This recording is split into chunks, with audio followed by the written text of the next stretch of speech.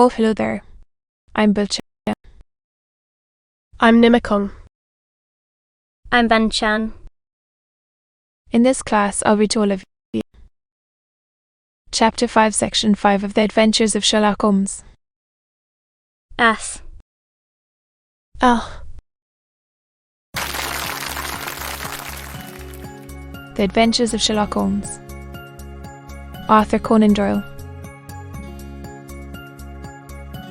Chapter 5, Section 5.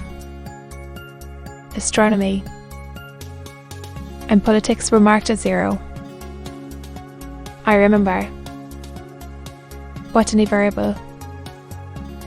Geology profound as regards the mud stains from any region within 50 miles of town. Chemistry eccentric. Atomy and systematic.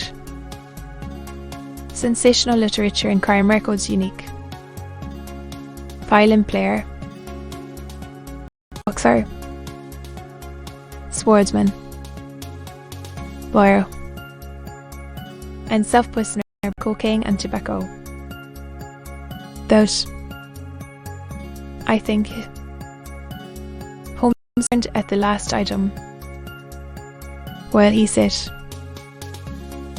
I say now, as I said then, is likely to use, and the rest he can put away in the lumber room of his library, where he can get it if he wants it. Ban. For such a case as the one which has been submitted to us tonight, we need certainly to muster all our resources. Shelf beside you. Thank you. Now let us consider the situation and see what may be deduced from it. In the first place, for leaving America, the charming climate of Florida for the lonely life of an English provincial town, of someone or something which drove him from America. As to what it was he feared, and his successors. The first was from Pondicherry, the second from Dundee, from East London. They are all seaports. Excellent. We have already a clue. Board of a ship. And now let us consider another point. In the case of Pondicherry, 7 weeks elapsed between the threat and its fulfillment.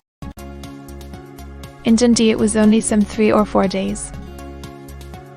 Ours a sailing ship, starting up on their mission. You see how quickly the deed followed the sign when it came from Dundee, as soon as their letter. But, as a matter of fact, 7 weeks elapsed. More than that. It is probable.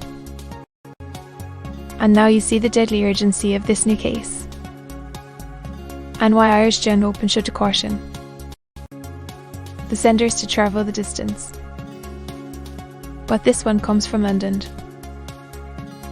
Good God, I cried.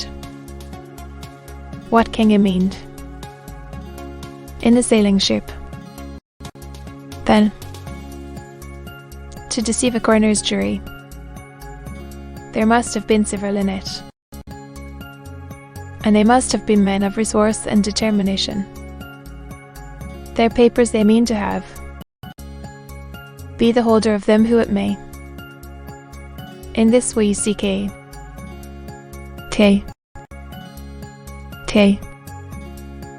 Have you never said Sherlock Holmes? Holmes turned over the leaves of the book upon his knee. Here it is, said he presently. Ku Klux Klan. A name derived from the fanciful resemblance to the sound produced by cocking a rifle. The Civil War. And it rapidly formed local branches in different parts of the country. Notably in Tennessee, Louisiana, the Carolinas, Georgia, and Florida. Its power was used for political purposes. country of those who were opposed to its views. Fantastic but generally recognised should be a sprig of oak leaves in some parts, melon seeds or orange pups in others. On receiving this, the victim might either openly abjure his former ways, or might fly from the country. If he braved the mat out, death would unfailingly come upon him, and usually in some strange and unforeseen manner. So perfect was the organisation of the society, and so systematic its methods, with impunity, or in which any of its outrages were traced home to the perpetrators, government and of the better classes of the community and the serf. Eventually, in the year 1869, the movement rather suddenly collapsed. You will have, said Holmes, laying down the volume, from America with their papers. It may well have been cause and effect. Spirits upon their track. In the South is such as we might expect. It ran, if I remember right, sent the pics to they, and that is, sent the society's warning to them.